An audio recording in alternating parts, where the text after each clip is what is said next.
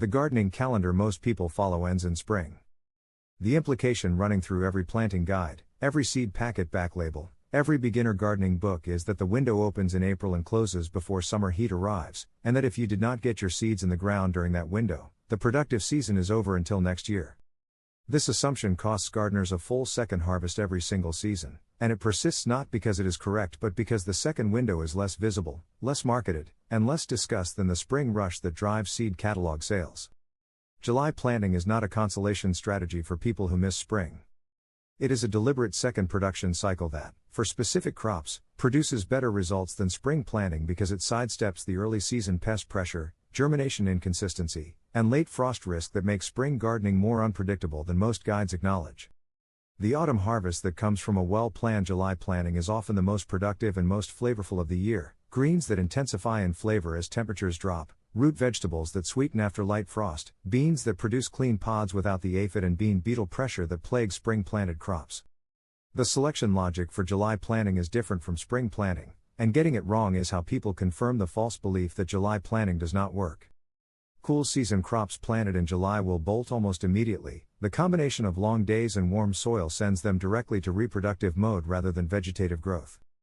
The July planting window belongs to two categories: crops that genuinely prefer heat and produce prolifically in it, and crops that develop fast enough to reach maturity before the window closes in late October or early November. Bush beans sit at the top of the heat-tolerant and fast-maturing list simultaneously: 45 to 60 days from seed to harvest, vigorous germination in warm soil, and production that extends until frost kills the plant. Southern peas, cowpeas, black-eyed peas, Crowder peas, are subtropical crops that treat the heat of July and August as their optimal growing conditions rather than a stress to endure. Summer squash planted in July misses the squash vine borer pressure that destroys many spring-planted crops and produces reliably into September.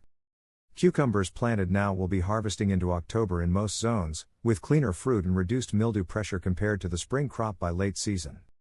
The fast development category opens a different set of opportunities. Radishes are harvestable in 22 days. Certain lettuce varieties reach cut and come again stage in 30 days when germinated with partial shade protection during establishment. Arugula, spinach, and Asian greens planted now will be in their best production phase, sweetest flavor, most vigorous growth, as temperatures moderate into September and October.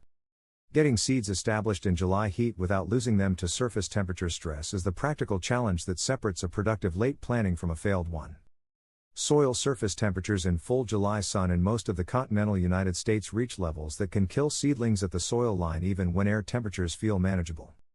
The Z-Dix 6-set seed starter tray kit, 90 Coco coir pellets, adjustable humidity dome lids, solves the germination phase of this problem by giving seeds a controlled moisture and temperature environment during the most vulnerable stage.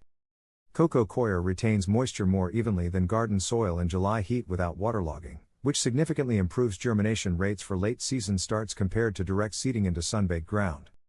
If you are starting multiple crop successions simultaneously, which is the right strategy for maximizing the July window, having a full tray system ready means all your successions are progressing in parallel rather than sequentially.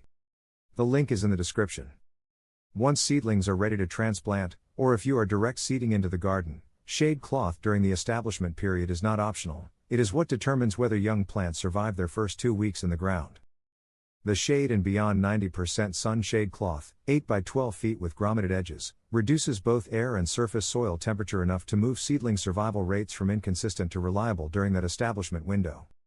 It is a temporary installation. Once root systems are deep enough to buffer against surface heat, the cloth comes off and the crops get the full sun exposure they need for maximum production. Keeping it on too long creates etiolated, stretched growth. The timing of its removal is as important as its initial placement. The link is in the description. The crops that fit the July window are not marginal or experimental.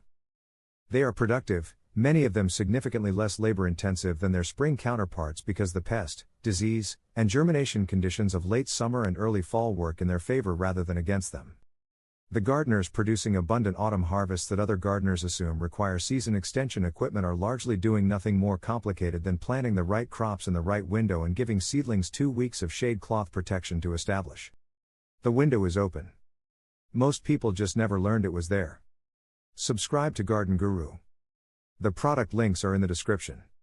See you in the next one.